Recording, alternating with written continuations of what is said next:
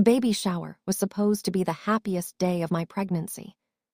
Then my mother-in-law stood up in front of every single guest and said it out loud. "That baby isn't my son's. She's been lying to all of us." Glasses stopped clinking. Conversations died.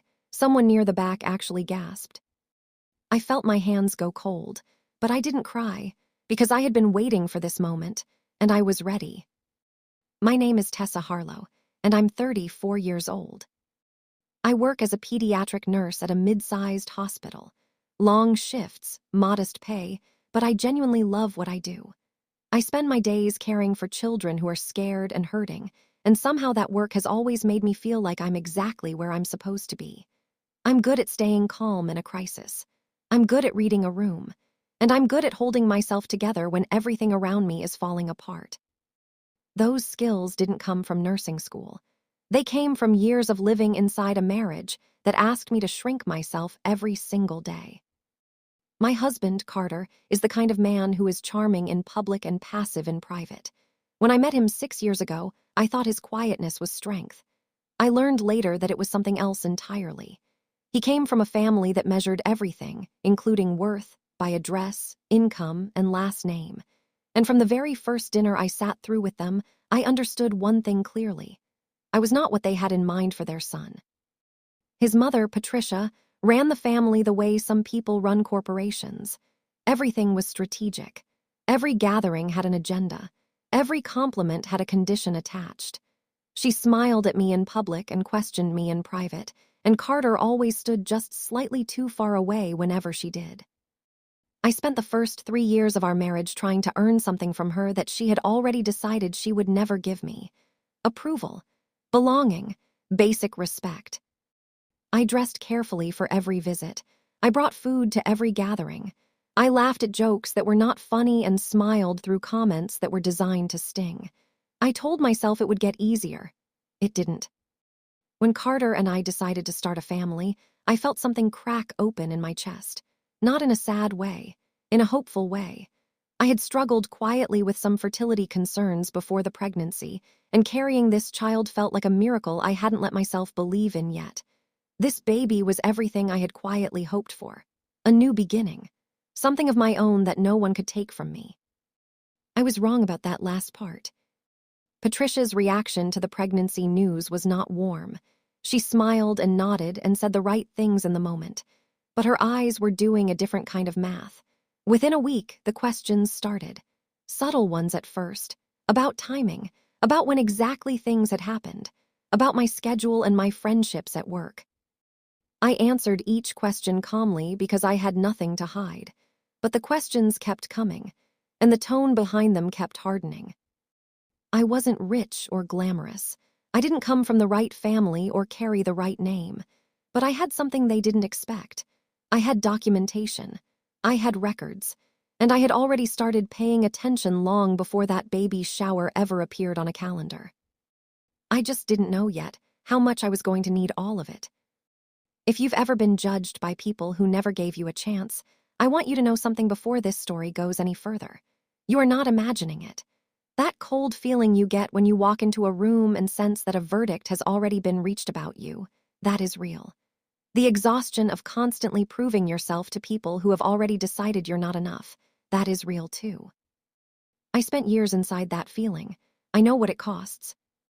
When you're a woman trying to hold a family together, while someone inside that family quietly works to make you feel like you don't belong, you start to question yourself. You start to wonder if maybe they see something you don't. Maybe you are too sensitive. Maybe you are reading too much into things. Maybe, if you just try a little harder, smile a little wider, give a little more, they will finally accept you. Here's what I know now. Some people are not interested in accepting you. They are only interested in controlling you. And the scariest part is not the ones who attack you openly. It's the ones who do it politely. The ones who phrase their cruelty as concern. Who wrap their manipulation in family loyalty. Who make you feel guilty for feeling hurt by them. If that's your life right now, I need you to hear this. You are not alone. There are more of us than you think. This channel exists because stories like mine deserve to be told. Not for revenge, not for drama, but because the truth, when it finally comes out, has a way of changing everything. And sometimes hearing someone else's story is the thing that gives you the courage to face your own. So if you've ever had someone doubt you, dismiss you, or publicly humiliate you in a room full of people who should have protected you instead, subscribe right now. Because every story on this channel was made for you. Have you ever stayed quiet just to keep the peace, even when it hurt you to do it? I want to know. Drop it in the comments. I read every single one. And if you've ever been accused of something you didn't do, click like or hit hype. Not for me, for yourself, because you survived it, and that matters. Strength doesn't always look like someone standing up and shouting. Sometimes it looks like a woman quietly building her case in the background while everyone around her assumes she's too weak to fight back. That kind of strength grows in the silence, and this is that story. Patricia hosted the baby shower herself. That should have been my first warning. When she offered, I hesitated. Carter said it was a peace gesture. His exact words were, "She's trying, Tessa, let her." So I let her. I sent over the guest list, the dietary preferences, the color theme I had picked out. Pale yellow, gender neutral, simple. I wanted soft and calm, something that felt like a breath of fresh air. What I walked into was a room that felt curated to remind me of my place. Patricia's friends filled most of the chairs. Women in expensive blazers who had known Carter since he was a child and had never bothered to learn my last name correctly. A few of my coworkers were there, seated near the back like they had been placed away from the main table. My best friend Gemma sat beside me and squeezed my arm when we walked in. She saw it too. The food was beautiful. The flowers were perfect. And the air had that particular kind of tension that only comes when someone has planned something that has nothing to do with celebration. The comments started before the first course was finished. Patricia's sister leaned across the table and said, with a smile, "You two moved so fast, didn't you? The wedding." "Now a baby, it's a lot." She laughed. A few others laughed with her. Carter looked at his plate. Later, someone made a joke about surprises that landed with a pointed pause, and a few eyes slid toward me. I kept my face still. I was used to this. The art of the public insult dressed up as a passing comment. I had been trained by years of practice to let it roll off me in front of witnesses. But then the shower games ended. The gifts were stacked. The cake was cut, and that was when the room shifted. Patricia stood up. She didn't tap a glass. She didn't clear her throat politely. She simply stood up, and the room went quiet around her the way rooms do when someone with authority decides to speak. "I think," she said, "that before we go any further, we need to address something." She looked directly at me, not at the table, not at the room, at me. Something that several people in this family have been wondering about for some time now. My stomach tightened.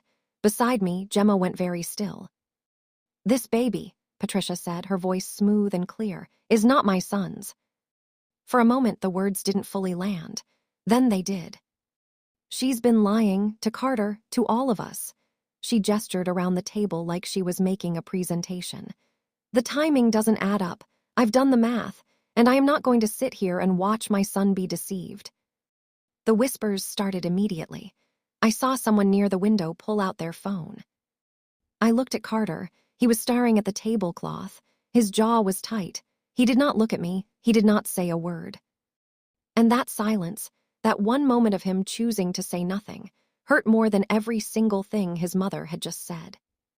I felt tears rise and I pushed them back down hard. I would not cry in this room, not in front of these people. I set my hands flat on the table. And then, from the far side of the room, someone stood up. Dr. Anand Reeves, senior physician, my colleague, my quiet, methodical, unshakable colleague who I had called 3 days earlier and asked to come, just in case. He walked forward with a folder in his hand and said, calmly and clearly, "I think everyone should take a seat, because there's documented medical information here that directly contradicts what was just said." The room shifted again, this time in a different direction entirely. That night, after every guest had left, and the pale yellow balloons were still tied to chairs no one was sitting in anymore, Carter came to find me in the kitchen. I was standing at the counter with a glass of water I hadn't drunk yet. He stood in the doorway for a moment like he wasn't sure he was allowed to enter. "You have to understand," he started, "how this looks from where I'm standing." I turned to face him. "How it looks," I repeated. "She's my mother, Tessa. She wouldn't say something like that without a reason." There it was, the sentence I had been afraid of since the moment I saw him staring at that tablecloth. He hadn't said she was wrong. He hadn't said he believed me. He had handed me an explanation that sounded almost like a defense of what she had done. "She just accused me," I said slowly, "in front of 40 people of carrying someone else's child. And your question is about how it looks to you." He didn't answer. He just looked tired. And that exhausted look on his face made something inside me go very quiet. I didn't argue. I didn't push. I picked up my glass and walked past him, and I went to bed, and I lay there in the dark while everything I thought I knew about my marriage rearranged itself around me. I had expected his mother to attack me. I had not allowed myself to believe he would let her. But the betrayal kept building. By the end of the following week, I had been removed from 3 family group chats. 2 cousins I had considered genuinely warm toward me suddenly stopped responding to my messages. Carter's aunt, a woman who had once told me at Christmas that I was the best thing that had happened to this family, declined my call without explanation. Patricia had been busy. The financial pressure started quietly, the way everything in that family started. A comment from Carter about how his parents had planned to help with the mortgage and were reconsidering things right now. A mention that the trust set up for future grandchildren had certain conditions that were being reviewed. Nothing direct. Just doors closing, one after another in slow and deliberate sequence. And then Carter did the thing I had not seen coming. I found it by accident. I was looking through our shared email for a document, and I saw a message thread he had not deleted. A conversation with a private testing facility. He had requested a paternity test, without telling me, without asking me. He had gone looking for proof behind my back because somewhere in that week, his mother's voice had become louder than mine. I read the thread twice. Then I set the phone down very carefully on the kitchen counter, like it was something fragile, and I stood there in complete silence for a long time. When he came home that evening, I was sitting at the table waiting for him. I said, "You went behind my back." He stopped in the hallway. "You believed her over me." He said nothing. That's all I needed to know. And I meant it. I was done being hurt. I was done being betrayed. Something inside me had finished grieving and started calculating.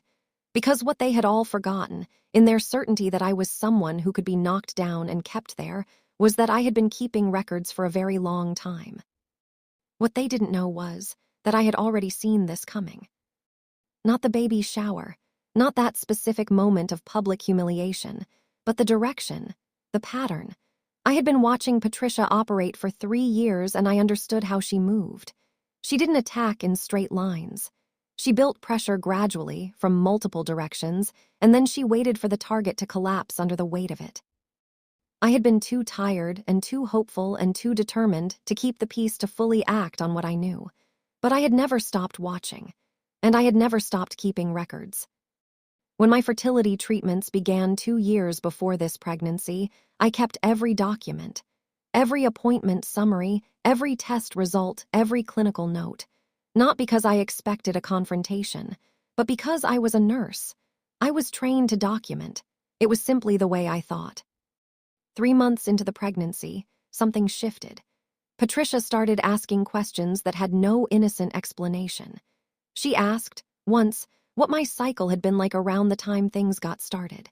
She asked Carter, within my hearing, whether he had been traveling for work in a specific month. She brought up the name of a male colleague from my hospital in a way that was too deliberate to be accidental. I said nothing. I started writing things down. I remembered a moment, about 6 months before the shower, when I had run into one of her friends at the grocery store. The woman had been almost nervously chatty. She had asked me several pointed questions about my pregnancy timeline and then laughed and changed the subject. At the time, it had felt strange. Looking back, it felt like a test. And there was something else. Something I hadn't fully processed until Carter's betrayal forced me to look at the full picture. Patricia had called the hospital once to inquire about my schedule, not about anything urgent. She had simply called and asked when I was working. The nurse who took the call had mentioned it to me in passing, confused about who the caller was. I had logged it. Date, time, the name Patricia had given. I had a file, a quiet, careful, growing file, and I had already reached out to someone who knew exactly what to do with it. Dr. Anand Reeves had been a senior physician at our hospital for 11 years. He was the kind of man who spoke rarely and said a great deal when he did. He was precise. He was ethical. And when I called him and told him what was happening, he listened without interrupting for the entire time I spoke. "Bring me everything," he said when I finished. I did. I brought him the fertility records, the clinical notes, the timeline documentation, the logged phone inquiry from Patricia, and the notes I had been keeping since her questions started getting pointed. He reviewed everything over 2 days and then called me into his office and spread the pages across his desk. "This is solid," he said. "Everything here supports a clear and medically consistent timeline. There is no ambiguity in these records." He paused. "But there's something else." He turned one of the pages toward me. It was a note I had written months ago, almost as an afterthought, about Patricia calling the hospital. He tapped it with one finger. "This call," he said, "was made the same week your fertility clinic received an anonymous inquiry asking whether patient records from a specific treatment window could be accessed by a family member." He looked at me. "They flagged it and blocked it, but they kept the record." I stared at him. "She tried to access your medical records," he said quietly. "And when that didn't work, she decided to make her case publicly instead." I sat back in my chair and felt something cold settle over me. This wasn't just a mother-in-law who didn't like me. This was a woman who had been actively building a false case against me for months, who had tried to obtain my private medical information illegally, who had failed at that and then walked into my baby shower and done it the old-fashioned way, with an audience and a loud voice and a son who wouldn't look his wife in the eyes. "Will you come?" I asked Dr. Reeves. He was already closing the folder. "Tell me when and where." Patricia called a second gathering 2 weeks after the shower. She framed it as a family meeting, a chance to come together and resolve things properly. Carter told me about it the night before, standing in the kitchen doorway the same way he had stood there the night of the shower, like a man who wasn't sure which side of the room he belonged on. "You should come," he said. "It would look better if you came." I looked at him for a long moment. "There," I said. What I didn't tell him was that Dr. Reeves would be there too. The gathering was at Patricia's house, larger than the shower crowd. More of the extended family, a few people I had never met, and 2 of Patricia's closest friends who had been at the shower and had clearly been debriefed on what to think. The room smelled like fresh coffee and furniture polish, and the whole house had the tightly controlled stillness of a place where someone had spent the morning preparing for a performance. Patricia stood at the front of the living room like she was chairing a meeting. "I think we all know why we're here," she began. "There are questions that have been raised, questions that deserve honest answers." She looked at me. "Tessa, I want to give you the opportunity to address this family directly." She wanted me to speak first. She wanted me flustered and defensive and unprepared. I smiled at her.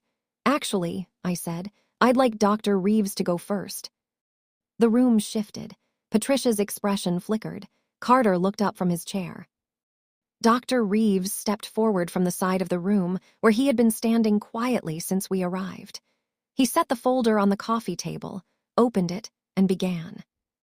He was methodical, he was unhurried, and he was devastating. He walked the room through the full medical timeline. Conception date confirmed by clinical documentation. Fertility treatment records showing the precise window of the pregnancy. Hospital notes, appointment logs, and dated test results, each one consistent with Carter's paternity and none of them consistent with the timeline Patricia had been pushing. Then he turned to the second set of documents. "There was also an attempt," he said, his voice steady and even, to obtain Tessa's private fertility records through an anonymous external inquiry made to her clinic.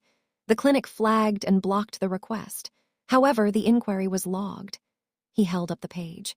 The contact information provided in that inquiry matches a phone number registered to this address. The room went very quiet.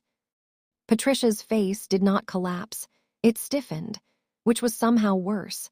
The face of someone who had been caught and was calculating rather than feeling. "That is completely false," she said. Her voice was still controlled, but something underneath it had changed. "The clinic's records are available for review," Dr. Reeves said simply. He set the page down. "I also have the report from the baby's shower itself, witnessed and signed by 4 individuals present that day, documenting the public accusation made against Tessa." He looked around the room without hurry. "Every document here is dated, verified, and legally admissible." Carter stood up slowly. He looked at his mother, then he looked at me. "Mom," he said, just that one word. But the way he said it had everything in it. Disbelief, recognition, the specific grief of a person who has just understood something they cannot ununderstand. Patricia opened her mouth, closed it. One of her friends quietly set down her coffee cup and reached for her bag. The room did not erupt. It didn't need to. The silence that followed was far more powerful than any argument could have been. Patricia stood at the front of her own living room, in her own carefully arranged house, surrounded by the people she had always controlled, and watched every single one of them look away from her. I stood up. I buttoned my jacket. I picked up my bag. I looked at Patricia once, not with anger, not with satisfaction, just with the clear and steady gaze of a woman who had nothing left to prove.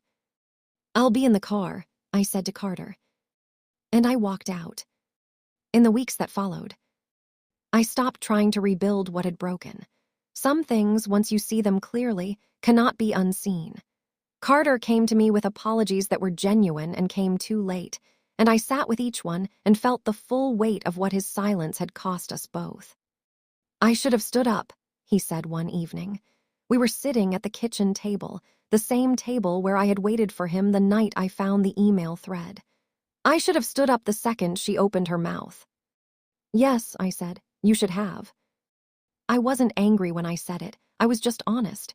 There is a difference.